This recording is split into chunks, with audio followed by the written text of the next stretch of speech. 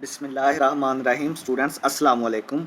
उम्मीद है आप सब लोग खैरियत से होंगे। तो हाजिर हैं एक बहुत बड़ी खुशखबरी के साथ कि हम बनाने जा रहे हैं मैनेजमेंट 211 के जो मिड टर्म कोर्स है उसकी सिर्फ एक वीडियो। तो इंशाल्लाह ताला हम पूरा का पूरा जो मिड टर्म कोर्स है वो एक वीडियो में कवर करने की कोशिश करेंगे और इसके बाद आपको किसी भी तरह के लेक्चर्स की ज़रूरत नहीं होगी। इंशाल्लाह ताला हम हर टॉपिक को कवर करेंगे। हैंड आउट्स को हमने फॉलो किया है। सिर्फ हमने क्या किया है कि उनको शार्ट करके और इंशाल्लाह ताला हर चीज़ को कॉन्सेप्ट से आप तक पहुंचाएंगे और अब आपको लेक्चर्स की ज़रूरत नहीं रहेगी। आपने सिर्फ ये वीडियो देखनी है और एक पार्ट हमारा इसका MCQs का है वो भी आपने लाजमी देखना है। उसमें 200 MCQs हमने बनाए हुए हैं जो मोस्ट रिपीटेड थे। तो आपने जो है वो उसको भी लाजमी साथ फॉलो करना है।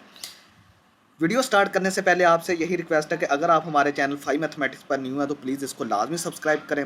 और दूसरा, अगर आपको हमारे वीडियो लेक्चर्स पसंद आ रहे हैं तो दोस्तों में ज़रूर शेयर करें, वीडियोस को लाइक करें। अगर कोई मसला परेशानी है तो आप हमें कमेंट सेक्शन में कमेंट कर सकते हैं। तो जो मिड टर्म का कोर्स है वो थीम 1 से लेकर 6 तक है। तो इंशाल्लाह ताला हमने जो 1 2 3 4 5 6 तमाम थीम्स को हमने अलग-अलग हमने डिस्क्राइब किया है। ब्रीफली हम उनको एक्सप्लेन करेंगे। हर आइडिया जो है वो हम इंशाल्लाह ताला आपको इजी वे में पहुंचाएंगे और आपने वीडियो को कंप्लीट देखना है। वीडियो को दरमियान में नहीं छोड़ना। इसके बाद आपको किसी भी लेक्चर की इंशाल्लाह ताला ज़रूरत नहीं रहेगी। तो चलिए स्टार्ट करते हैं। थीम 1 से हम चलते हैं। इसका हमारा जो टॉपिक है थीम 1 का वो है introduction to business and evolution of business, यानी कि बिजनेस का तारुफ और बिजनेस कैसे शुरू हुआ दुनिया में। ठीक है, हम वो देखेंगे। तो इंशाल्लाह ताला हम एक स्टोरी की शक्ल में आपको बताते जाएंगे चीज़ें, आपने उनको फॉलो करते जाना है और आपके कॉन्सेप्ट जो है वो क्लियर होते जाएंगे। तो चलिए स्टार्ट करते हैं कि वो कहता है कि business is part of our daily life. Business हमारा जो है वो डेली लाइफ का एक हिस्सा है। Every product we use, mobile phones, clothes, food, transport, internet services comes from business activities. तो जो भी चीज़ हम अपनी रोज़मर्रा ज़िंदगी में इस्तेमाल करते हैं, चाहे वो मोबाइल फ़ोन्स हैं, चाहे वो क्लॉथ्स हैं, कपड़े हैं, चाहे वो खुराक है, चाहे वो ट्रांसपोर्ट है, चाहे वो इंटरनेट सर्विसेज हैं, वो तमाम जो है वो बिज़नेस एक्टिविटीज़, बिज़नेस की सरगर्मियाँ, यानी कि वो किसी ना किसी बिज़नेस के थ्रू हम तक पहुँचती हैं। नेक्स्ट हमारे पास है कि business exist because people have needs and wants. तो बिज़नेस क्यों एग्जिस्ट करता है, बिज़नेस की क्यों ज़रूरत हुई? क्योंकि लोगों की ज़रूरियात हैं और ख्वाहिशें हैं लोगों की। अब ज़रूरियात क्या हैं लोगों की? बेसिक रिक्वायरमेंट्स क्या है सर्वाइवल के लिए, अपनी ज़िंदगी को बचाने के लिए बेसिक रिक्वायरमेंट्स क्या हैं? वो है फूड है, शेल्टर है और क्लॉथ्स हैं। ठीक है, रोटी, कपड़ा और मकान। ठीक है, जैसा कि भुट्टो का ये नारा था। अब वांट्स क्या हैं, जिनको हम ख्वाहिशें बोलते हैं, उनमें एडिशनल डिज़ायर्स यानी कि जो ख्वाहिशें हैं लोगों की, जिस तरह के लग्जरी कार्स है, ठीक है, आसाइशों भरी जो कारें हैं और जो फ़ोन्स हैं, ब्रांडेड फ़ोन्स ख़रीदना, ये लोगों की आसाइशें हैं। नेक्स्ट है कि business identify these needs and provide solutions while earning profit. तो ये जो बिज़नेस है वो क्या करता है कि वो इन नीड्स को आइडेंटिफाई करता है, उनकी शिनाख्त करता है और फिर उनका हल प्रोवाइड करता है और नतीजे में प्रॉफिट देता है, मुनाफा देता है। नेक्स्ट अब हम इसकी एक सिंपल डेफिनेशन देख लेते हैं कि business is the continuous process of producing and exchanging goods and services to satisfy human needs and earn profit. तो बिजनेस जो है वो एक एक कंटिन्यूस प्रोसेस है, कंटिन्यूस एक अमल है जिससे चीज़ों को प्रोड्यूस किया जाता है, चीज़ों को एक्सचेंज किया जाता है एक जगह से दूसरी जगह ट्रांसपोर्ट के ज़रिए, और सर्विसेज प्रोवाइड, खिदमात प्रोवाइड की जाती हैं लोगों को ताकि लोगों की जो ज़रूरियात है वो पूरी की जा सके और नतीजे में क्या होता है कि प्रॉफिट को कमाया जाता है। प्रॉफिट यानी मुनाफा कमाया जाता है। जिस तरह की एक एग्जांपल है कि अगर फ़र्ज़ करें आपके पास आप बेकरी की जो अज्जा हैं, आप बेकरी के अज्जा जो हैं वो परचेज़ करते हैं, ख़रीदते हैं केक बनाने के लिए। Sell them to customers and earns income. तो आप जो है उनको कस्टमर ग्राहकों को बेचते हैं और इनकम या प्रॉफिट कमाते हैं। ठीक है, business is not only selling products. तो बिजनेस जो है वो सिर्फ चीज़ों को बेचने का नाम ही है, बल्कि वो क्या क्या उसमें शामिल है? प्लानिंग करनी पड़ती है, प्रोडक्शन करनी पड़ती है, मार्केटिंग करनी पड़ती है, फाइनेंस का एक डिपार्टमेंट होता है, कस्टमर की सर्विसेज कस्टमर को प्रोवाइड करनी होती है, और एवोल्यूशन ऑफ बिजनेस यानी कि बिजनेस को शुरू करना पड़ता है। Business did not appear suddenly. तो बिजनेस जो है वो अचानक नहीं नमूदार हो जाता। It develop gradually through out human history. तो जो बिजनेस था वो आहिस्ता आहिस्ता इंसानी तारीख के साथ जो है वो डेवलप होता गया, उसकी तरक्की होती गई। अब हम कुछ स्टेजेस देखते हैं कि जो बिज़नेस है वो कैसे दुनिया में पहुंचा, किस तरह, कौन सी जो एज है उसमें क्या क्या काम होते रहे बिज़नेस के लिए। तो सबसे पहले स्टेज 1 थी हंटिंग एंड गैदरिंग इकोनॉमी। तो सबसे पहले ये जो पत्थर का दौर था जिसमें लोग शिकार करते थे, वो दौर है। This was the earliest stage of human civilisation. ये इंसानी तहजीब की सबसे इब्तदाई स्टेज है। इसकी खसूसियात क्या थी? पीपल जो लोग थे वो जानवरों को शिकार करते थे और फल और पौधे इकट्ठे करते थे, और परमानेंट सेटलमेंट्स नहीं थी। परमानेंट सेटलमेंट्स का क्या मतलब है कि जिसका जी चाहा जो चीज़ खा ली, जो चीज़ हाथ लगी वो खा लिया, ठीक है। अगर रोटी का तो कंसेप्ट होगा, लेकिन जब कहीं फ्रूट मिला वो खा लिया, इस तरह का। तो प्रॉब्लम्स भी थी इसमें। प्रॉब्लम्स क्या थी? फूड की शार्टेज रहती थी, यानी कि उनको ढूंढना पड़ता था फूड को, खुराक को। नो स्टोरेज, आप स्टोर नहीं कर सकते थे चीज़ों को इस दौर में। डिपेंडेंस ऑन नेचर, तो ये चीज़ सारी जो चीज़ें हैं वो नेचर पे डिपेंड करती थी, क्योंकि फ्रूट और हर चीज़ जो शिकार था वो नेचर की वजह से ही पैदा होता था। At this stage there was no formal business. तो इस स्टेज पर कोई भी एक अच्छा बिजनेस जो था वो नहीं कर सकते थे, क्योंकि हर बंदा अपना शिकार करता था और अपना ही खाता था। नेक्स्ट स्टेज 2 है कि एग्रीकल्चरल रेवोल्यूशन। तो इसमें क्या हुआ कि ह्यूमंस डिस्कवर्ड फार्मिंग। इसमें लोगों ने काश्तकारी को डिस्कवर किया। इसको जो है वो डिस्कवर करने का क्या मतलब है, यानी वकूफ़ ज़ीर होना या डिस्कवर कर लिया, ईजाद कर लिया, ठीक है। मेजर चेंजेस, तो मेजर चेंजेस क्या हुई? मेजर चेंजेस थी कि परमानेंट सेटलमेंट्स फार्म। तो देखें चीज़ें परमानेंट होगी, जिस तरह के जब फसलों को काश्त करें, गंदम काश्त की तो गंदम लोग खाने पड़ लग गए, मकई काश्त की मकई खाने लग गए, तो ये परमानेंट चीज़ें लोगों को मिलने लगी। नेक्स्ट है पीपल कल्टिवेटेड क्रॉप्स। तो लोग जो थे वो काश्तकारी करते थे, फसलें उगाते थे। एनिमल्स वर डोमेस्टिकेटेड, और जो पहले जानवरों को शिकार किया जाता था वो लोग घरों में पालने लगे। फूड सरप्लस डेवलप्ड, तो इस वजह से क्या हुआ कि अजाफी जो खुराक थी वो बढ़ना लोगों के पास शुरू हो गई।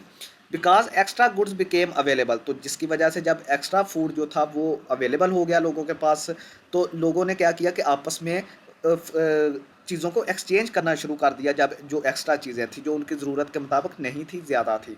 फॉर एग्जांपल के farmer A had extra wheat, कोई फार्मर ए था, अगर उसके पास कोई गंदम थी एक्स्ट्रा, और फार्मर बी जो था उसके पास एक्स्ट्रा मिल्क था, तो वो क्या करता था, गंदम दे के दूध ले लेता और वो दूध लेके गंदम ले लेता था। इस तरह करके एक्सचेंज जो था वो शुरुआत हो गई एक्सचेंज की। This created the foundation of business, तो यही चीज़ जो थी वो फाउंडेशन बनी, बुनियाद बनी बिजनेस के लिए। नेक्स्ट हमारे पास है barter system, stage 3। Barter means exchanging one product for other, for an other. तो ये जो मैं आपको बता चुका हूँ कि एक चीज़ के बदले दूसरी चीज़ को एक्सचेंज करना, ये बार्टर सिस्टम कहलाता है। जिस तरह के चावल के अगेंस्ट आप सब्जियां हासिल कर लें, ठीक है, ये बार्टर सिस्टम है। एडवांटेजेस क्या थे, फ़ायदे? तो ये सिंपल था, सादा था ये चीज़, इसके लिए किसी भी पैसे की ज़रूरत नहीं होती थी। और डिसएडवांटेजेस क्या थे इसके? डिसएडवांटेजेस क्या थे कि इसमें जो था आपका डबल कोइंसिडेंस ऑफ वांट्स, यानी exchange only worked if both people wanted each others products. तो ये चीज़, इसका एक डिसएडवांटेज ये था कि एक्सचेंज उसी वक्त हो सकती थी चीज़ों की जब दोनों लोग जो थे उनको चीज़ों की रिक्वायरमेंट होती थी। अब ये नहीं है कि एक को रिक्वायरमेंट है ही नहीं, दूसरा कहे कि आप मेरे साथ एक्सचेंज करें, तो ऐसा काम नहीं होता था। दोनों के पास जो था वो क्या होना चाहिए, ज़रूरत होनी चाहिए थी चीज़ों की। फॉर एग्जांपल कि अगर you have wheat but need milk, ठीक है, आपके पास गंदम है लेकिन आपको दूध की ज़रूरत है। Milk seller only wants vegetables, तो जो मिल्क बेचने वाला है, दूध बेचने वाला है, उससे वेजिटेबल्स चाहिए, सब्जियां चाहिए। तो आपके दरमियान फिर कोई एक्सचेंज पॉसिबल नहीं होगा, क्योंकि आपके पास तो गंदम है और उसको सब्जियां चाहिए, ठीक है। तो आपके पास जो है फिर काम नहीं बनेगा आपका। नेक्स्ट हमारे पास है other problems. No standard value, इसके लिए कोई स्टैंडर्ड वैल्यू नहीं थी, ठीक है। वो बस तुक्के के साथ जितनी कोई चीज़ देनी थी बस वो दे दी, ठीक है, काम चल रहा था। स्टोरेज करना डिफ़िकल्ट था, मुश्किल काम था। ट्रांसपोर्टेशन का काम भी बहुत मुश्किल था। Because of these limitations money was introduce. तो बार्टर सिस्टम की ये जो लिमिटेशंस थी, ये जो महदूदपन था, कि यानी इसकी प्रॉब्लम जो थी उसको मद्देनज़र रखते हुए फिर पैसे को इंट्रोड्यूस किया गया। नेक्स्ट हमारे पास है कि डेवलपमेंट ऑफ मनी इकानमी। तो स्टेज 4 में जो डेवलपमेंट हुई फिर वो क्या हुई, मनी यानी कि पैसे की जो माशी सूरत हाल थी वो उसकी तरक्की की गई, पैसे को जो है वो लाया गया। Money solve many business problem, तो मनी की वजह से, पैसे की वजह से बहुत सारी जो कारोबार की प्रॉब्लम थी वो सॉल्व हो गई। फंक्शंस ऑफ मनी, फंक्शंस यानी कि पैसा क्या काम करता है, तो पैसा ये जो है वो मीडियम ऑफ एक्सचेंज है, यानी कि पैसे दे के आप चीज़ ले सकते हैं, ठीक है। स्टोर ऑफ वैल्यू, तो स्टोर ऑफ वैल्यू यानी कि आप इसको पैसे को स्टोर भी कर सकते हैं, लेकिन इस्लाम में मना है ये चीज़। मेजर ऑफ़ वैल्यू, तो आप चीज़ की वैल्यू भी मेजर कर सकते हैं कि कौन सी चीज़ कितनी महंगी है। डीफेरड पेमेंट्स, तो आप जो है वो पेमेंट्स जो हैं वो अपनी मर्ज़ी से भी कर सकते हैं। अगर आप जिससे चीज़ ख़रीद रहे हैं, आप उन्हें बोलें कि आप बाद में पैसे देना चाहते हैं, तो कोई मसला नहीं है। अगर आपकी उसके साथ गपशप है तो वो इस चीज़ को कबूल कर लेगा। Now business became faster and organised, तो इस वजह से जो बिज़नेस था, पैसा आने की वजह से, पैसे की ईजाद की वजह से वो तेज़ और एक मुनज़्ज़म तरीके से होने लगा। तो करेंसी, जो पैसा आया था उसकी क्या अशकाल थी, एग्ज़ाम्पल्स क्या थी, कॉइन्स इंट्रोड्यूस करवाए गए, सिक्के, पेपर करेंसी करवाई गई। पेपर करेंसी जिस तरह के आजकल नोट चल रहे हैं, डिजिटल पेमेंट्स जिस तरह के आजकल हम HBL ऐप से एप्लीकेशन के ज़रिए ऑनलाइन जो डिजिटल पेमेंट्स करते हैं, ये सारी पेमेंट्स या जो मनी है उसकी डिफरेंट शक्लें हैं। नेक्स्ट हमारे पास है कि ancient civilisation and business development, तो हम देखेंगे कि जो पुरानी तहजीबें हैं उन्होंने बिजनेस को कैसे डेवलप किया। Several civilisations contributed to business, तो बहुत सारी जो पुरानी तहजीबें थी उन्होंने बिजनेस में बहुत सारा हिस्सा अपना डाला, किरदार अदा किया। सबसे पहले Mesopotamia created early accounting records, तो जो एहतसाब का निज़ाम था सबसे पहले, ठीक है, जिस तरह के आजकल नैब काम करता है, तो जो एहतसाब का निज़ाम था वो सबसे पहले मेसोपोटामिया में किया गया। तो यूज्ड कॉन्ट्रैक्ट्स, तो इनमें जो मेसोपोटामिया जो था उसमें मुआहदे भी किए गए चीज़ों के लिए, ठीक है, जिस तरह के आजकल हम चीज़ों के लिए मुआहदे करते हैं, सबसे पहले ये काम वहाँ पे किया गया। नेक्स्ट मिस्र की बात करते हैं। Conducted trade using river transport, तो जो ट्रेड थी दरियाए नील के ज़रिए जो तजारत होती थी वो ट्रांसपोर्ट के ज़रिए सबसे पहले मिस्र में की गई। इंडस वैली सिविलाइजेशन, तो इंडस वैली सिविलाइजेशन ने क्या किया था, इन्होंने इंट्रोड्यूस स्टैंडर्डाइज्ड वेट्स, तो इंडस वैली यानी कि जो सिंध की वादी है वो उन्होंने क्या किया था कि उन्होंने स्टैंडर्ड जो वेट्स थे, वज़न थे चीज़ों को मेजर करने के, वो इंट्रोड्यूस करवाए थे। नेक्स्ट हमारे पास है चाइना। चाइना ने क्या किया था, सिल्क रोड तजारत थी, चाइना में एक रोड है सिल्क रोड, ठीक है, उसके ज़रिए से बहुत ज़्यादा तजारत होती है, वो इंट्रोड्यूस करवाया था चाइना ने। नेक्स्ट हमारे पास इंपॉर्टेंट रिजल्ट्स है कि ट्रेड एक्सपेंडेड इंटरनेशनली, तो पैसे की वजह से देखें कि ट्रेड जो है वो इंटरनेशनली एक्सपेंड हो गई। नेक्स्ट हमारे पास है इंडस्ट्रियल रेवोल्यूशंस, तो ये बहुत इंपॉर्टेंट टॉपिक है। Industrial revolutions completely transform business, तो जो इंडस्ट्री में आया था, इनकलाब आया था, उसने बिज़नेस को मुकम्मल तौर पर चेंज कर दिया। सबसे पहला जो इंडस्ट्रियल रेवोल्यूशन आया था वो 1760 से 1840, ये आपने सन याद रखने हैं, पेपर में आ सकता है। इसमें क्या हुआ था कि स्टीम पावर जो थी उसको इस्तेमाल करके जो है वो इंडस्ट्री को चलाया गया था। तो इस वजह से फिर क्या क्या सहूलियात या क्या क्या तब्दीलियाँ क्या आई स्टीम पावर की वजह से, इस इंडस्ट्रियल रेवोल्यूशन की वजह से, वो था कि मशीन्स रिप्लेस्ड मैनुअल वर्क, तो जहाँ पे लोग काम करते थे वहाँ पे मशीनों ने काम करना शुरू कर दिया, फैक्ट्रियाँ लग गई, ट्रांसपोर्टेशन का निज़ाम जो था वो इम्प्रूव हो गया। अब इसकी कुछ एग्जांपल देखते हैं, जिस तरह के कपड़े की इंडस्ट्री है वहाँ पे स्टीम के ज़रिए काम किया जाता था, स्टीम से पावर हासिल की जाती थी। स्टीम इंजन, ठीक है, जो रेलवेज़ में इस्तेमाल होते थे और गाड़ियों में पुराने वक्तों में, वो ईजाद हो गई, ठीक है। नेक्स्ट हमारे पास है हायर प्रोडक्शन, इसकी वजह से फिर जहाँ पे लोग काम करते थे तो प्रोडक्शन कम होती थी, तो मशीनों की वजह से प्रोडक्शन ज़्यादा हो गई। नेक्स्ट हमारे पास है लोअर कास्ट, तो कास्ट जहाँ पे लोगों को ज़्यादा तनख्वाहें देनी पड़ती थी, मजदूरी, तो वहाँ पे मशीनों को कास्ट जो थी मशीनों की वजह से कम हो गई। नेक्स्ट हमारे पास है वर्कर एक्सप्लॉयटेशन, तो वर्कर यानी कि जो लोगों का काम था वो थोड़ा कम हो गया है, जिसकी वजह से उनको आसानी हो गई। नेक्स्ट है सेकंड इंडस्ट्रियल रेवोल्यूशन, तो सेकंड इंडस्ट्रियल रेवोल्यूशन का क्या मतलब है कि 1870 से लेकर 1914 तक मेन फीचर क्या थे, इसमें बिजली का निज़ाम जो था वो मुतारफ़ हो गया था बिजली का। तो क्या चेंजेस आई थी, मास प्रोडक्शन, तो देखें स्टीम जो थी उससे भी प्रोडक्शन कम होती थी, जब बिजली के आने की वजह से प्रोडक्शन और बढ़ गई। असम्बली लाइंस, ठीक है, जो चीज़ों को असम्बल करती हैं चीज़ें, फैक्ट्रियाँ, वो लगा दी गई। बेटर कम्युनिकेशन, बिजली की वजह से कम्युनिकेशन का निज़ाम भी बहुत अच्छा हो गया। एग्जांपल्स क्या हैं, जिस तरह के ऑटोमोबाइल इंडस्ट्री है, ठीक है, जिस तरह के कारों की इंडस्ट्री है, टेलीफोन आ गए, ठीक है, तो लोगों को बहुत ज़्यादा आसानियाँ हो गई। तो प्रोडक्शन बिकेम फास्टर, प्रोडक्शन जो थी वो बहुत तेज़ हो गई। नेक्स्ट हमारे पास है थर्ड इंडस्ट्रियल रेवोल्यूशन 1960 से लेकर 2000 तक।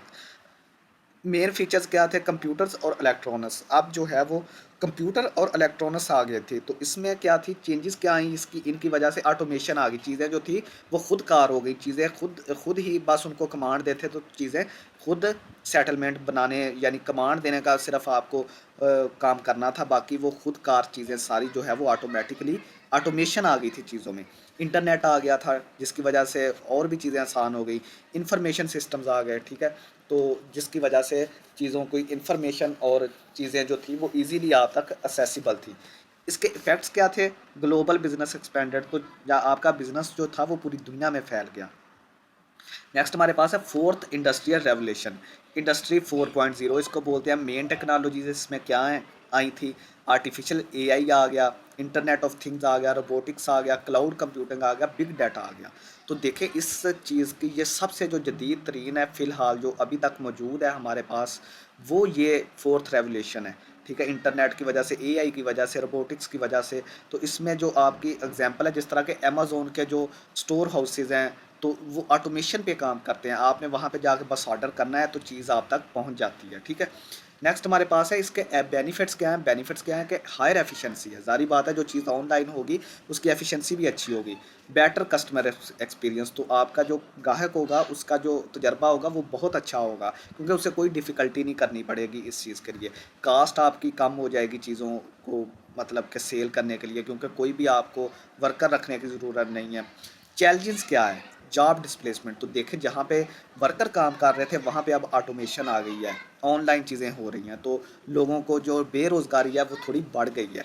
फिर आता है साइबर सिक्योरिटी रिस्क, तो इस तरह की चीज़ों पे साइबर के जो अटैक्स होते हैं, सिक्योरिटी के रिस्क होते हैं, वो बहुत ज़्यादा होते हैं ऑनलाइन चीज़ों पे। नेक्स्ट हमारे पास है fifth industrial revolution, current and future stage.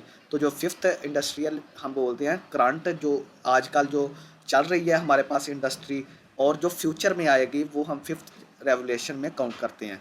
Idea क्या है? ह्यूमन क्रिएटिविटी प्लस टेक्नोलॉजी, तो इसमें टेक्नोलॉजी और ह्यूमन क्रिएटिविटी का बहुत ज़्यादा काम है।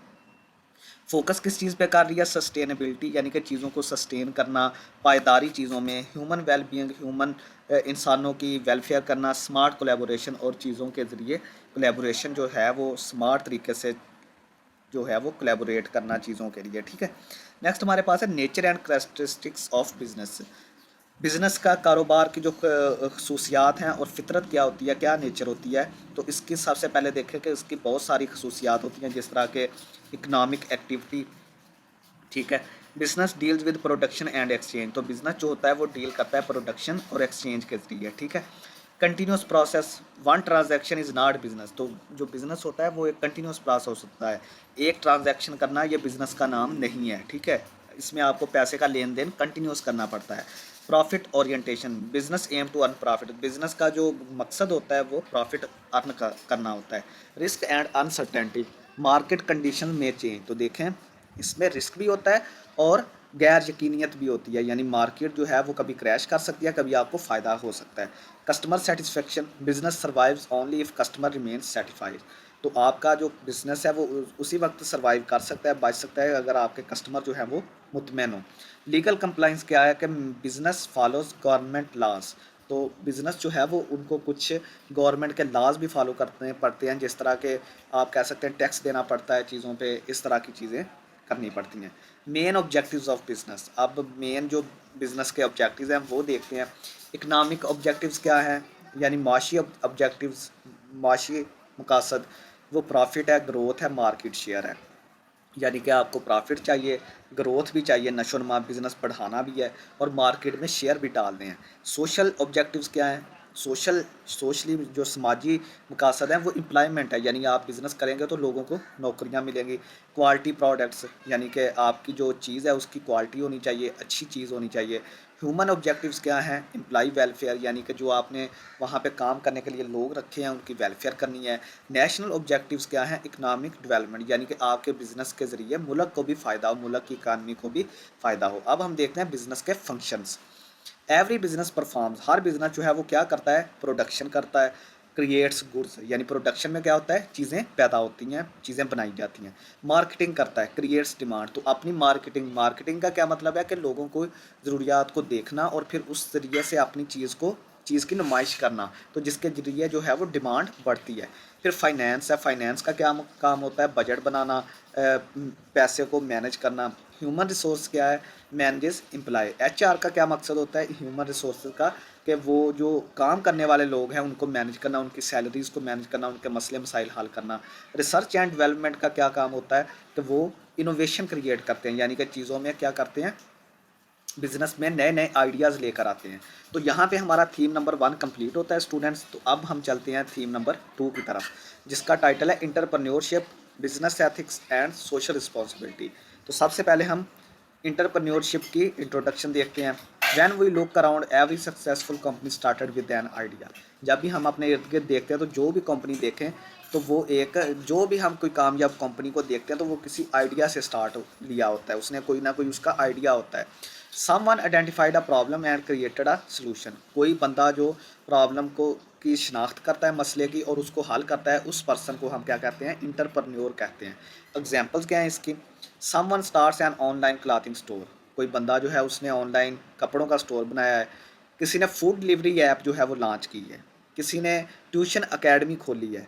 तो entrepreneurship is considered an important force behind.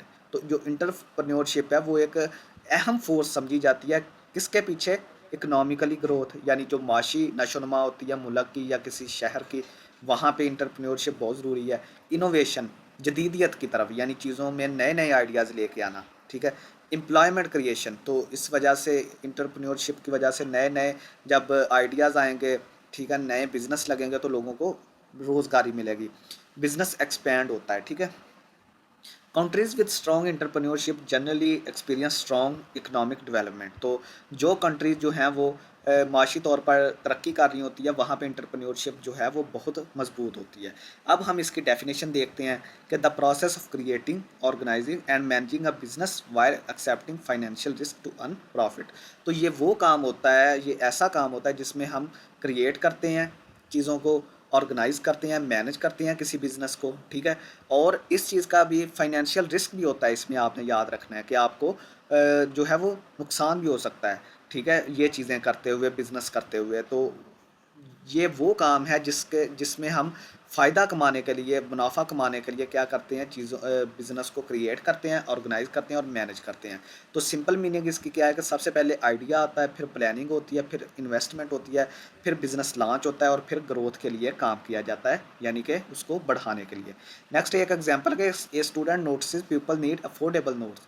किसी स्टूडेंट ने ये चीज़ नोटिस की कि जो लोग हैं उनको नोट्स की ज़रूरत है, मैथमेटिक्स के नोट्स या MGT 211 के। He creates a website and sells study material. तो वो एक अपनी वेबसाइट बनाता है और वहाँ पे अपना मटेरियल डाल देता है स्टडी वाला, तो लोग उसको विजिट करते हैं और उसको फ़ायदा होता है।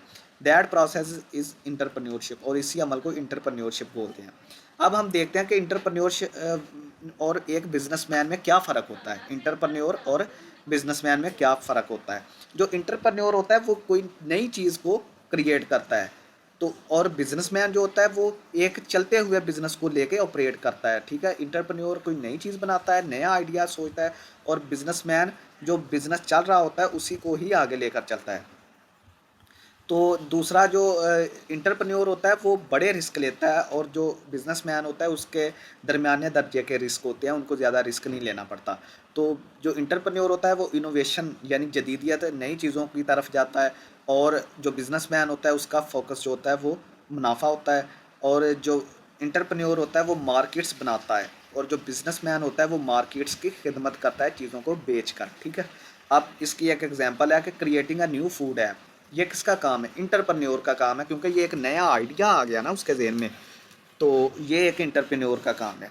Opening N other grocery shop, तो किसी बिजनेसमैन की पहले एक कारखाने करियाने की दुकान थी, उसने एक और खोल ली, तो ये बिजनेसमैन का काम है। ये कोई नया आइडिया नहीं है, ठीक है। अब हम देखते हैं कि जो सक्सेसफुल इंटरप्रेन्योर्स होते हैं उनकी क्या खसूसियात होती हैं। तो ये चीज़ें पेपर में अक्सर आती हैं। उसने कहा है कि ठीक है, तो सबसे पहले कि वो इनोवेटिव होता है, नई सोच को वो प्रमोट करता है, नए आइडियाज़ को इंट्रोड्यूस करवाता है, ठीक है। एग्जांपल्स क्या हैं कि न्यू प्रोडक्ट्स देता है, न्यू सर्विसेज देता है, न्यू प्रोडक्शन मेथड देता है, ठीक है। किसी भी कंपनी के लिए न्यू प्रोडक्ट्स को डिज़ाइन करना, न्यू सर्विसेज को डिज़ाइन करना और प्रोडक्शन मेथड को जो जदीद बनाना, ये सारे काम इनोवेशन में आते हैं। नए नए जो उन्होंने तजर्बे करने होते हैं। एग्जांपल क्या है कि ride sharing applications change transport system. आप देखें कि जो बड़े बड़े शहरों में चलते हैं गाड़ियाँ, ऊबर और क्रीम, ये जो चीज़ें चलती हैं, गाड़ियों का नेटवर्क है, तो देखें ये एप्लीकेशन जो है उन्होंने ट्रांसपोर्ट का सिस्टम जो है वो इजी बना दिया है। इनोवेशन क्रिएट्स कम्पिटिटिव एडवांटेज, तो इनोवेशन के ज़रिए कंपटीशन होता है, बहुत ज़्यादा चीज़ों को फ़ायदा होता है। नेक्स्ट है रिस्क टेकिंग। रिस्क टेकिंग का क्या मतलब है कि एवरी बिजनेस कंटेन्स अनसर्टेनिटी। हर बिजनेस में गैर यकीनी चीज़ जो है वो ज़रूर होती है। पॉसिबल रिस्क क्या होते हैं? आपको आपका पैसा ज़ाया हो सकता है बिजनेस में। मार्केट जो है वो फेल हो सकती है, यानी कि आपने जो सोचा है वो मार्केट आपको क्रैश कर गई। कंपटीशन बहुत ज़्यादा होता है। इकोनॉमिक चेंजेस हो जाती हैं, यानी कि डॉलर महंगा हो गया, सस्ता हो गया। Entrepreneurs accept calculated risk. तो जो इंटरप्रन्योर्स होते हैं वो एक बहुत ही कैलकुलेटेड रिस्क लेते हैं। इम्पोर्टेंट क्या है कि risk taking does not mean gambling. ठीक है, यानी कि ये नहीं है कि आप यहाँ पे रिस्क जो ले रहे हैं कि उसका मतलब जुआ है। जुआ भी एक बहुत बड़ा रिस्क होता है, लेकिन कारोबार या इंटरप्रेन्योरशिप में आपको रिस्क लेने पड़ते हैं। तो it mean making informed decision. तो इसका मतलब ये है कि वो जो डिसीजंस होते हैं वो एक इन्फॉर्म तरीके से, यानी अच्छे तरीके से, जो हाईली क्वालिफाइड डिसीजन जो होते हैं वो इंटरप्रेन्योर्स लेते हैं। नेक्स्ट उसका एक विजन होता है। विजन का क्या मतलब है? फ्यूचर की जो अपॉर्चुनिटीज़ हैं, फ्यूचर के मौके, मुस्तकबिल के, उनको देखना। एग्जाम्पल क्या है कि opening online store before e commerce became popular. तो ई कामर्स में जो ऑनलाइन स्टोर्स, ई कामर्स से पहले ऑनलाइन स्टोर जो चल रहे थे वो एक बहुत बड़ा विजन था चीज़ों को इस तरह से देखना। Good entrepreneurs think long term. और जो अच्छे इंटरप्रेन्योर्स होते हैं वो लंबे अरसे के लिए सोचते हैं, यानी आगे का सोचते हैं। नेक्स्ट हमारे पास है लीडरशिप। Entrepreneurs manage people. तो ये लोगों को मैनेज करते हैं। लीडरशिप क्या? लीडरशिप इंक्लूड्स, ये लीडर भी होते हैं। ये एम्प्लॉयज़ को मोटिवेट भी करते हैं, उनको डायरेक्शन भी देते हैं, और उनके दरमियान अगर कोई मसला बने उनको भी सॉल्व करते हैं। और स्ट्रॉन्ग लीडरशिप इंक्रीजेस प्रोडक्टिविटी। और जो एक मजबूत लीडरशिप होती है वो जो है वो चीज़ों की प्रोडक्शन को बढ़ा देती है। नेक्स्ट हमारे पास है decision making. Entrepreneurs continuously make decision. तो ये जो है वो कंटिन्यूसली फैसले करते रहते हैं। फॉर एग्जांपल, लोगों को नए लोग रखना कारोबार के लिए, ये भी एक बहुत बड़ा फ़ैसला है। ठीक है, लोगों को जॉब देना, प्राइसिंग प्रोडक्ट्स और चीज़ों के लिए जो प्राइस मुतय्यन करना, प्राइस की सिलेक्शन, वो इंटरिंग मार्केट्स और मार्केट्स में इंटर होना, ये सारे जो हैं वो बहुत बड़े बड़े डिसीजंस हैं। और रॉन्ग डिसीजन जो होता है वो नुकसान की तरफ ले जाता है। नेक्स्ट है परसिस्टेंस। Businesses face challenges. तो जो बिजनेस होते हैं उनको बहुत सारे चैलेंजेस का सामना करना पड़ता है। सक्सेसफुल जो इंटरप्रेन्योर्स होते हैं वो अपनी गलतियों से सीखते हैं और अपने आप को इम्प्रूव करना जारी रखते हैं। Failure becomes experience. और जो उनकी नाकामी होती है वो उनका तजर्बा बन जाता है। Entrepreneurial processes. ठीक है, तो यानी ये जो सारे प्रोसेस हैं वो इंटरप्रेन्योरियल प्रोसेस हैं। नेक्स्ट है business creation uses following stages. अब हम देखते हैं कि बिजनेस जो है वो कैसे क्रिएट होता है। सबसे पहली स्टेज 1 है idea generation. Business opportunity is identified. तो सबसे पहले जो बिजनेस करने का मौका है, जो आइडिया है, वो आइडेंटिफाई किया जाता है। क्वेश्चंस क्या होते हैं इसके लिए कि व्हाट प्रॉब्लम एग्जिस्ट, यानी कि किसी भी खास मार्केट या इलाके में कौन कौन से प्रॉब्लम्स हैं, तो उनको हल करने के लिए बिजनेस फिर बनाया जाता है। What should can I provide. तो उस उन प्रॉब्लम्स के लिए आप क्या प्रोवाइड कर सकते हैं, यही चीज़ बिजनेस है। एग्जांपल क्या है कि long delivery times create delivery service. तो देखें, अगर किसी इलाके में डिलीवरी टाइम जो है वो, मतलब किसी चीज़ के पहुंचने का, वो ज़्यादा है, तो आप वहाँ पे अच्छी डिलीवरी सर्विस जो है वो दे सकते हैं जो टाइम से आपको पहुँचा दे। नेक्स्ट हमारे पास है feasibility analysis. Check whether idea is practical. तो सबसे पहले देखेंगे जो आइडिया है वो अमली तौर पर हो भी सकता है या नहीं। एनालाइज करना पड़ता है। क्या चीज़ एनालाइज करनी पड़ती है? कास्ट एनालाइज करनी पड़ती है, डिमांड, ठीक है, कंपटीशन और रिसोर्सेज। ठीक है, ये सारी चीज़ें आपको पहले से देखनी पड़ती हैं कोई भी बिज़नेस स्टार्ट करने से पहले। नेक्स्ट है कि बिज़नेस प्लानिंग करनी पड़ती है। आपने बिज़नेस का एक प्लान बनाना है। इंक्लूड्स, अब बिज़नेस प्लान में क्या क्या चीज़ें होती हैं, मकासद क्या हैं बिज़नेस के, मार्केटिंग आपने कैसी करनी है, बजट कहाँ से लेना है, पैसे कहाँ से, जो कैपिटल है यानी सरमाया है वो कहाँ से लेना है, ऑपरेशंस, और फिर आपने वो जो सेल मैन है या चीज़ों को एक जगह से दूसरी जगह ट्रांसपोर्ट, ये सारे ऑपरेशंस में आते हैं, तो वो आपने कैसे मैनेज करने हैं। नेक्स्ट है फंडिंग। फंडिंग का क्या मतलब है कि आपने सरमाया कैसे अरेंज करना है। सोर्सेज इसके क्या हैं? सोर्सेज आपके पास क्या हो सकते हैं पैसे के? आपने कोई सेविंग की हुई है, आप कोई इन्वेस्टर्स को जानते हैं, आपके कोई दोस्त हैं जो आप में के बिज़नेस में इन्वेस्ट कर सकते हैं, बैंक से आप लोन ले सकते हैं। ये सारे सरमाया इकट्ठा करने के तरीके हैं। फिर आपने लॉन्च करना होता है, तो स्टार्ट ऑपरेशंस। फिर आपने जो ऑपरेशंस है आपके, यानी चीज़ों को सॉरी, एक जगह से दूसरी जगह, और सारी जो चीज़ें हैं, यानी कस्टमर एक्विजिशन, यानी कि आपने कस्टमर्स को कैसे अपनी तरफ खींचना है, प्रोडक्ट की क्वालिटी आपने कैसे बेहतर करनी है और अपनी ब्रांडिंग कैसे करनी है, यानी आपकी जो चीज़ है उसकी आपने तशहीर कैसे करनी है। नेक्स्ट हमारे पास है ग्रोथ, बिजनेस एक्सपेंड्स। तो बिजनेस को आपने बढ़ाना भी है, क्या क्या मेथड हो सकते हैं, न्यू मार्केट्स विजिट करें, न्यू प्रोडक्ट्स बनाएं और टेक्नोलॉजी का इस्तेमाल करें। अब हम देखते हैं कि इंटरप्रेन्योर्स की क्या क्या इकसाम हैं। तो सबसे पहले है कि इनोवेटिव इंटरप्रेन्योर। तो इनोवेटिव कौन से होते हैं, क्रिएट्स कम्प्लीटली न्यू आइडियाज़। तो ये न्यू, बिल्कुल न्यू आइडियाज़ को जो है वो क्रिएट करते हैं। एग्जाम्पल क्या है, टेक्नोलॉजी स्टार्टअप। तो जितनी भी टेक्नोलॉजी है ये सारे न्यू आइडियाज़ हैं और ये न्यू, मतलब के जो इंटरप्रेन्योर्स थे उन्होंने ये सारे क्रिएट किए हैं। नेक्स्ट है imitative entrepreneur, improves existing ideas. तो ये क्या करते हैं कि जो पहले से आइडियाज़ होते हैं उनको इम्प्रूव करते हैं। जिस तरह के क्रिएटिंग लोकल अल्टरनेटिव्स, तो पहले जो चीज़ें चल रही हैं उनमें थोड़ी बहुत चेंजिंग करके ये चीज़ों को आसान बनाते हैं। नेक्स्ट है social entrepreneur, focuses on social problems. तो ये जो समाजी मसले होते हैं उन पे फोकस करते हैं। इम्पैक्ट मोर देन प्रॉफिट, इनका गोल ये होता है कि आपका जो प्रॉफिट है वो ज़्यादा हो।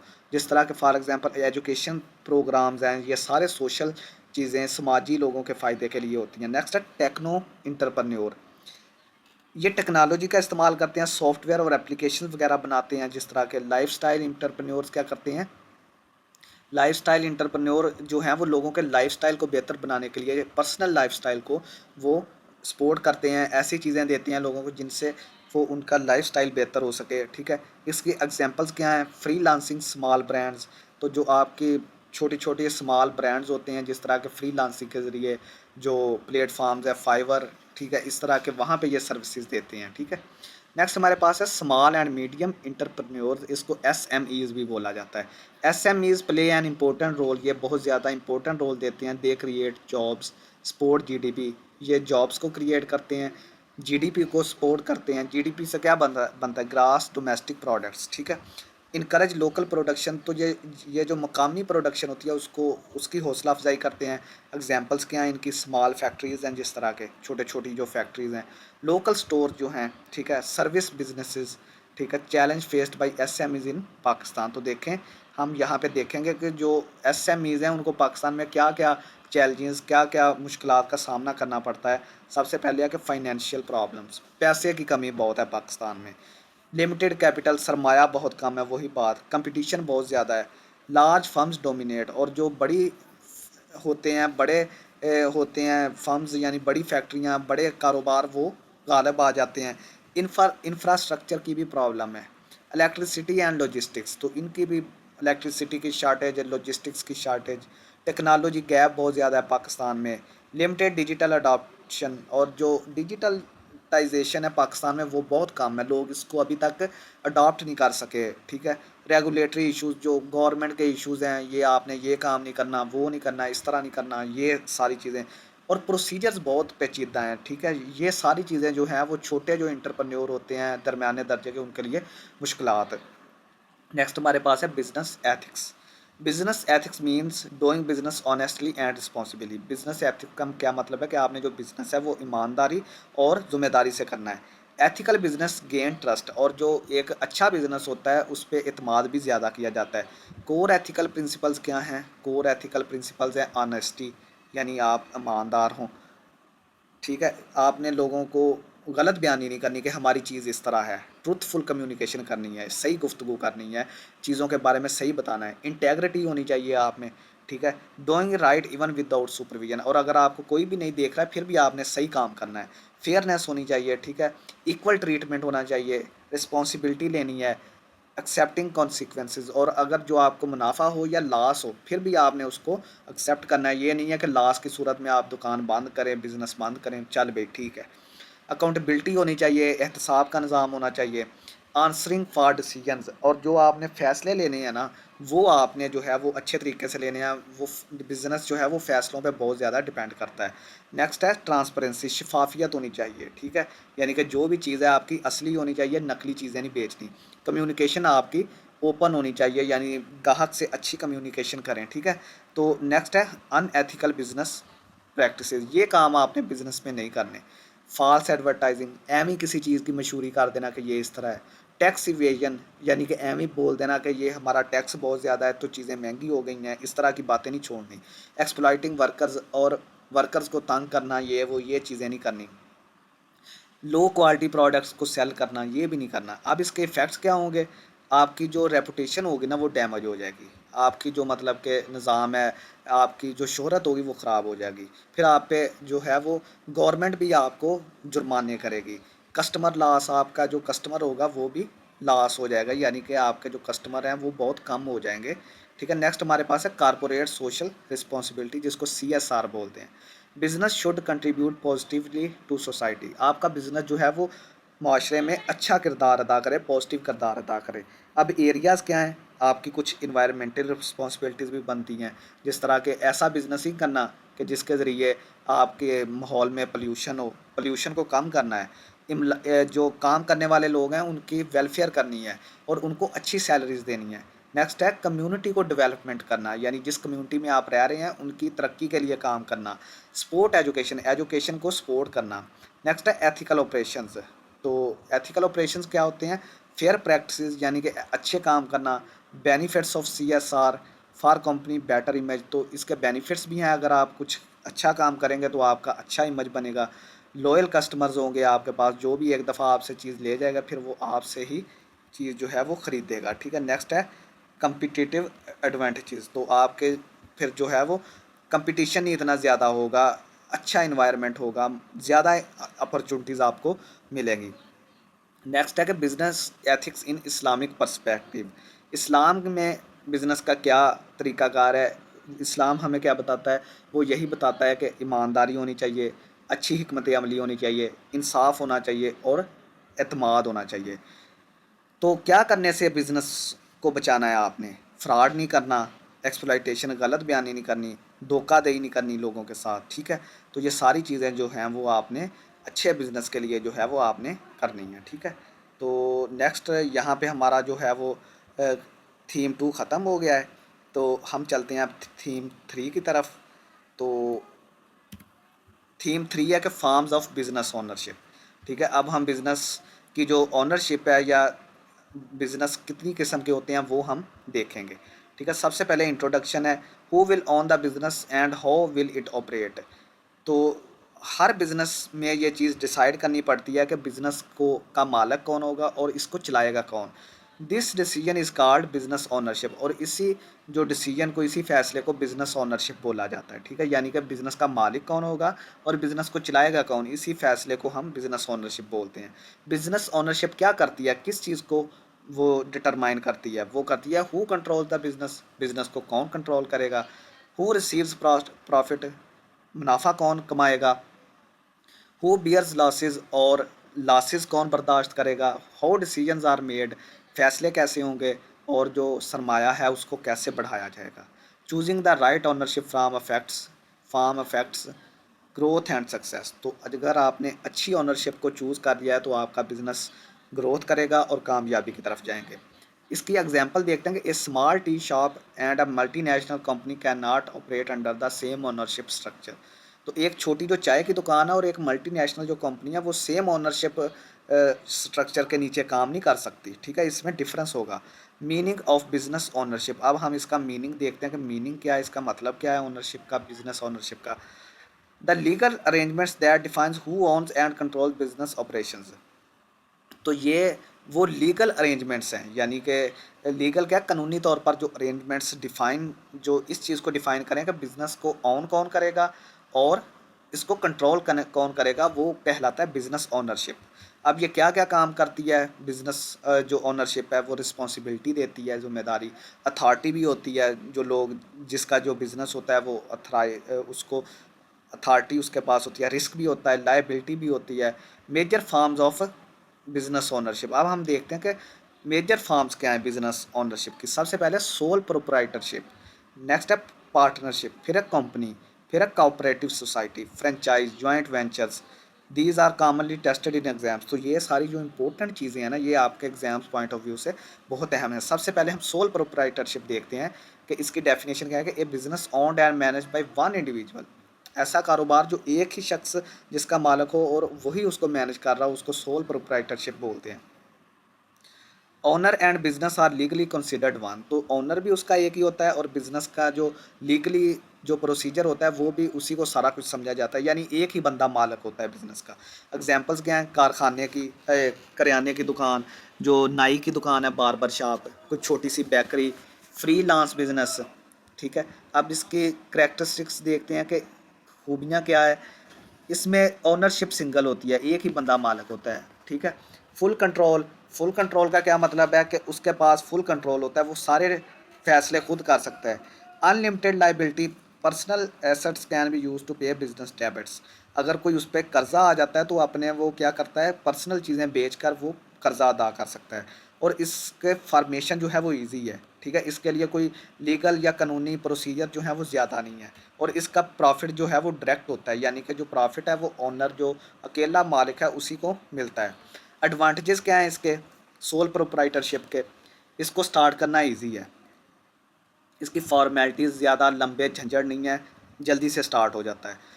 एग्जाम्पल क्या है कि लोकल शॉप खोलना है, जिस तरह के आपने कोई करियाने की शॉप खोलना, तो ये सोल प्रोप्राइटरशिप है, इसके लिए आपको कोई भी ज़्यादातर जो है मेहनत करने की ज़रूरत नहीं है। Quick decisions, no consultation needed, तो ये बहुत जल्दी अपने फ़ैसले कर सकता है जो बंदा उसका मालिक है ना, किसी से मशवरा करने की ज़रूरत नहीं है। प्रॉफिट कंप्लीट होगा, उसके पास जितना प्रॉफिट आएगा वो उसी का होगा।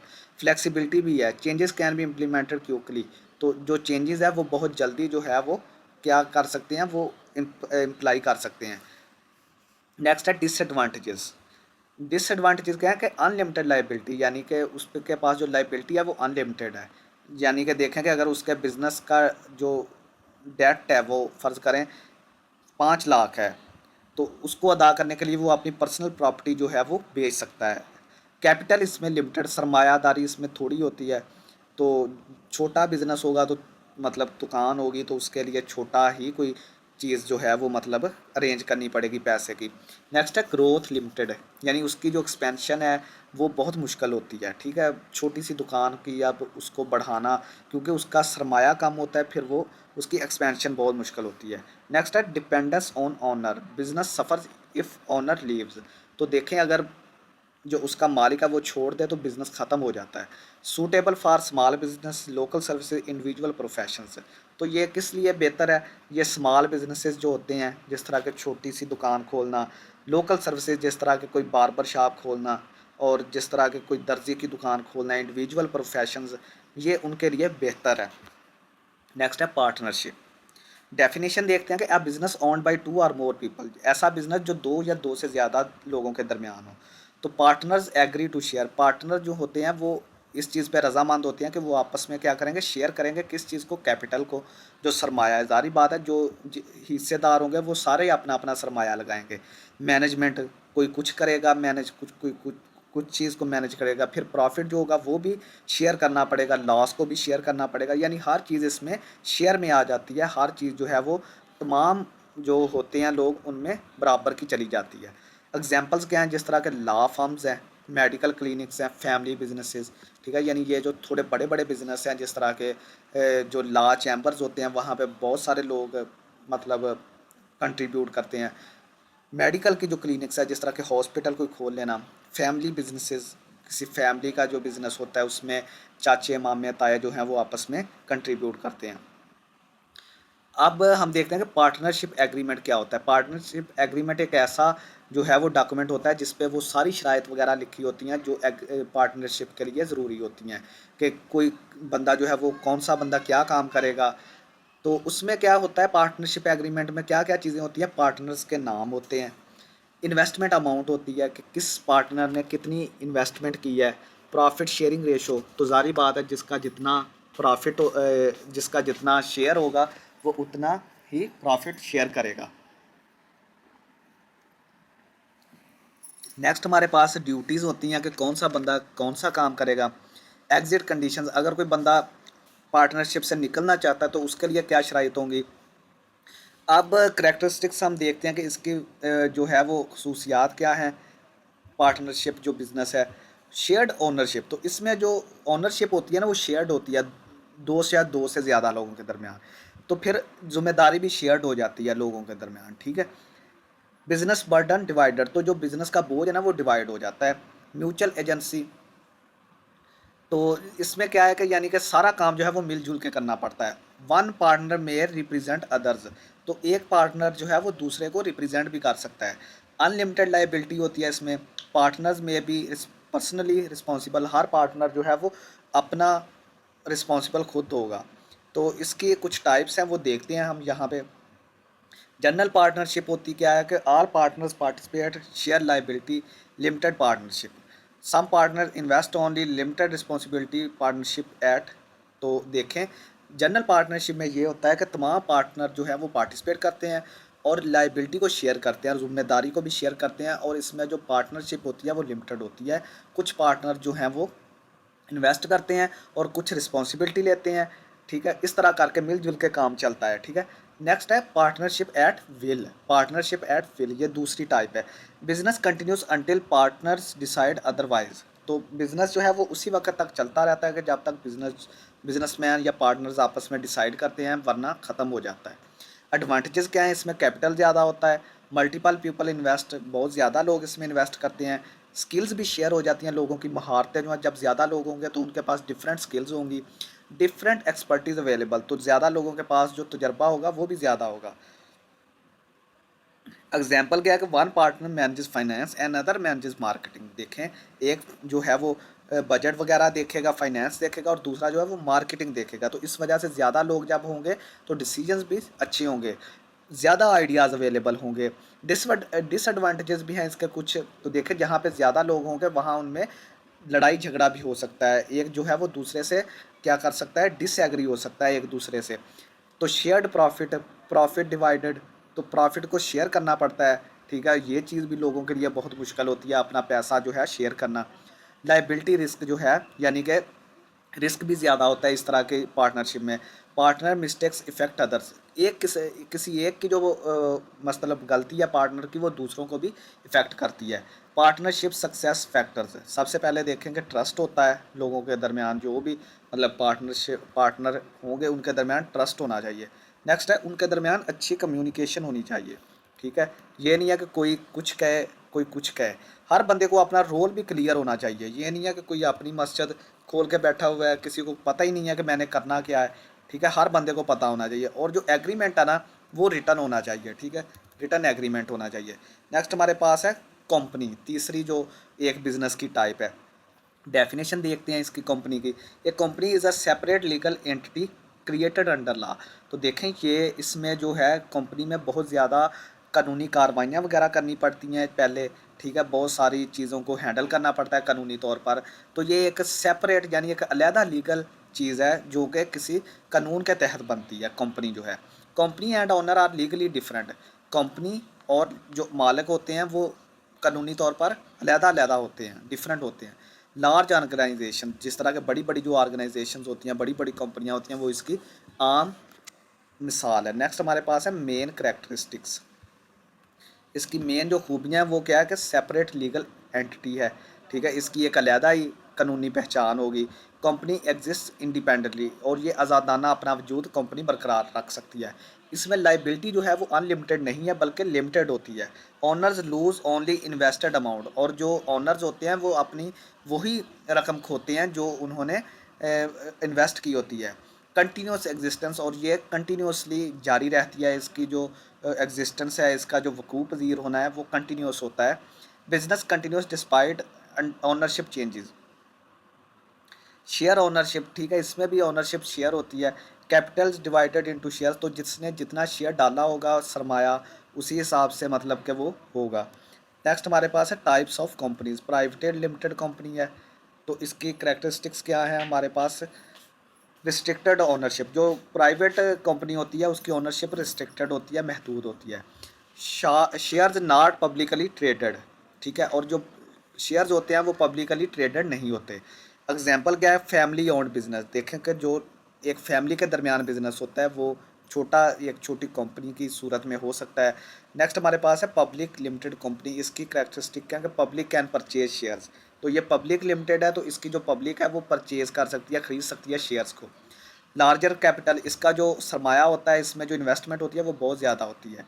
एग्जांपल्स क्या हैं कि जिस तरह लिस्टेड कंपनीज़ होती हैं, ठीक है, वो सारी जो हैं वो इनमें आती हैं।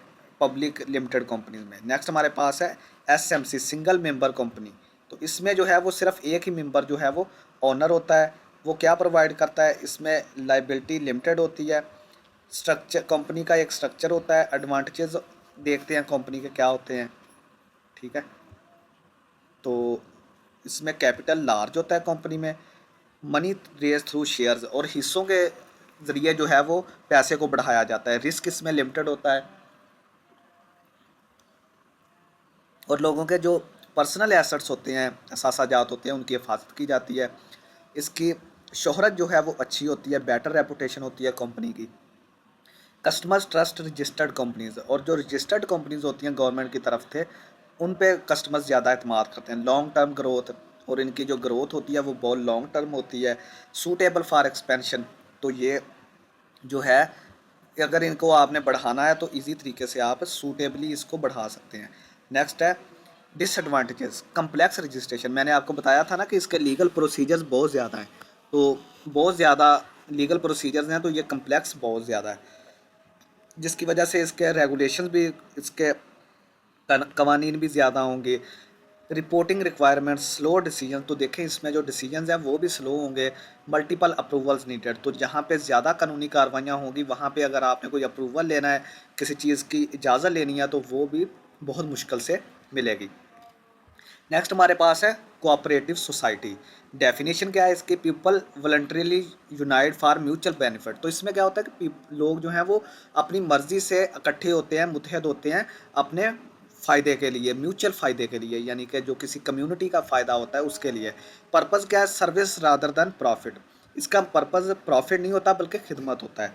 देखें एग्रीकल्चर कोऑपरेटिव, जिस तरह के देखें किसी मोहल्ले में लोगों ने गंदम काटनी है तो वो आपस में इकट्ठे होके पहले एक की काट लें फिर दूसरे की, तो इस तरह करके उन्होंने टीम बनाई होती है आपस में एक मोहल्ले में। तो सोसाइटीज़, क्रेडिट सोसाइटीज़ बनी होती हैं, प्रिंसिपल्स होते हैं, जिस तरह के डेमोक्रेटिक कंट्रोल होता है, इक्वल पार्टिसिपेशन, शेयर्ड बेनिफिट्स, और पार्टिसिपेशन इसमें इक्वल होती है सब लोगों की, और बेनिफिट जो है वो लास्ट पे जो है वो शेयर्ड होते हैं। जब सब ने पार्टिसिपेट इक्वल करना है तो उनके बेनिफिट्स भी जो हैं वो इक्वल होंगे। जिस तरह के आपने देखा होगा कि बड़ी बड़ी सोसाइटीज़ जो हैं वहाँ पे लोगों ने टीम्स बनाई होती हैं, हर घर से एक एक फ़र्द जो है वो कंट्रीब्यूट करता है। ठीक है, तो वो सारे जो हैं फिर जो फ़ायदा होता है वहाँ पे उसको इक्वली इंजॉय करते हैं। ठीक है, नेक्स्ट है कि फ्रेंचाइज। डेफिनेशन क्या है कि a business model where one party uses an others companies brand and system. तो ये बिज़नेस का वो नमूना है, कारोबार का वो नमूना है जिसमें एक कंपनी जो है वो किसी दूसरे ब्रांड का नाम इस्तेमाल करके अपना जो है वो बिज़नेस चलाती है। किसी दूसरे ब्रांड, कंपनी का ब्रांड इस्तेमाल किया जाता है। एग्जाम्पल क्या है, operating under an established brand. तो देखें अगर कोई बड़ा ब्रांड है, कोई एस्टेब्लिश्ड ब्रांड है जो पहले से ही है, तो उसके अंडर उसका नाम इस्तेमाल करके फिर वो ईजीनेस हो जाती है नया बिज़नेस जो होता है उसके लिए। नेक्स्ट है लोअर स्टार्टअप बेनिफिट्स। इसके क्या है, बेनिफिट्स ये हैं कि अगर आपने स्टार्टअप लेना है तो उसमें आपको ये फ़ायदा होगा कि आपके पास बड़ा ब्रांड होगा, नाम आपके पास बड़ा होगा, जिसकी वजह से आपका कारोबार फेल होने के चांसेस बहुत कम होते हैं। जो जिस ब्रांड का आपने नाम लिया है उसके पास तो पहले ही बहुत ज़्यादा शोहरत है, तो वो शोहरत आपको भी मिल जाएगी।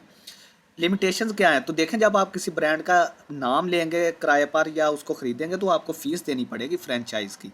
रूल्स मस्ट बी फॉलोड, और जो रूल्स वो बताएगा ब्रांड आपको वही फॉलो करने पड़ेंगे। नेक्स्ट है जॉइंट वेंचर्स। इसकी डेफिनेशन देखते हैं कि two or more firms combine resources for one project. दो या दो से ज़्यादा फर्म्स जब एक प्रोजेक्ट को कंप्लीट करने के लिए अपने रिसोर्सेज को इकट्ठा करती हैं तो जॉइंट वेंचर, नाम से ही पता चल रहा है कि मिलजुल के दो या दो से ज़्यादा कंपनियां या फर्म्स जो हैं वो आपस में काम करती हैं। इसका फ़ायदा क्या है, इसकी वजह से जब दो या दो से ज़्यादा फर्म्स इकट्ठी हो जाती है तो रिस्क कम हो जाता है लॉस का। एक्सपर्टीज़ बढ़ जाती है, यानी कि लोगों का जब ज़्यादा लोग होंगे तो तजर्बा ज़्यादा होगा। इंटर न्यू मार्केट्स, तो और लोग जो है वो नई मार्केट्स में लोग जो हैं वो फर्म्स जो हैं वो इंटर होती हैं। तो आपने जो है वो choosing the right ownership form, आपने जो है वो कैसे, मतलब कि अगर आपको पूछा जाए कि कैसे आपने राइट जो है ओनरशिप उसको कैसे चूज़ करना है, ये जो हमने टाइप्स पढ़ी हैं 5-6, तो कौन सी जो है वो अच्छी है, आपने ये चीज़ कैसे चूज़ करनी है। तो ये सबसे पहले आपका जो सरमाया आपके पास है उस पे डिपेंड करता है कि आपके पास पैसे कितने हैं, रिस्क कितना है, हाउ मच लाइबिलिटी एक्सेप्टेबल यानी आप कितना रिस्क ले सकते हैं, कंट्रोल इंडिविजुअल आर शेयर्ड यानी कि आप कंट्रोल किस तरह का चाहते हैं, अपने पास रखना चाहते हैं या लोगों में शेयर करना चाहते हैं। तो शेयर जब करना है तो फिर पार्टनरशिप होगी, अगर इंडिविजुअल है तो सोल प्रोप्राइटरशिप। नेक्स्ट है ग्रोथ, लोकल और इंटरनेशनल यानी आप ग्रोथ किस तरह करना चाहते हैं, मुकामी तौर पर या इंटरनेशनली ग्रोथ करना चाहते हैं। तो यहाँ पे देखें कि हमारा थीम 4 जो 3 जो है थीम वो भी ख़त्म हो गया है, ठीक है।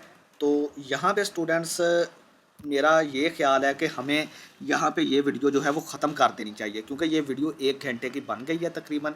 इसको एडिट शेडिट करके हमारे पास ये तकरीबन कोई 52-53 मिनट्स की वीडियो बनेगी। तो ये हम पार्ट 1 बना देते हैं। इसका जो नेक्स्ट 3 थीम्स हैं वो इंशाल्लाह ताला हम फिर अगली वीडियो में कवर करने की कोशिश करेंगे। वो थीम्स थोड़े से लंबे भी हैं तो वीडियो जो है वो बहुत लंबी हो जाएगी, तो हम इसके 2 पार्ट्स बनाने लगे हैं। तो लास्ट पे आपसे यही रिक्वेस्ट है कि चैनल को अगर सब्सक्राइब नहीं किया तो उसको लाजमी करें, वीडियो को दोस्तों में ज़रूर शेयर करें, वीडियो को लाइक करें। कोई मसला परेशानी है तो आप हमें कमेंट कर सकते हैं। बहुत शुक्रिया स्टूडेंट्स, अल्लाह हाफिज़।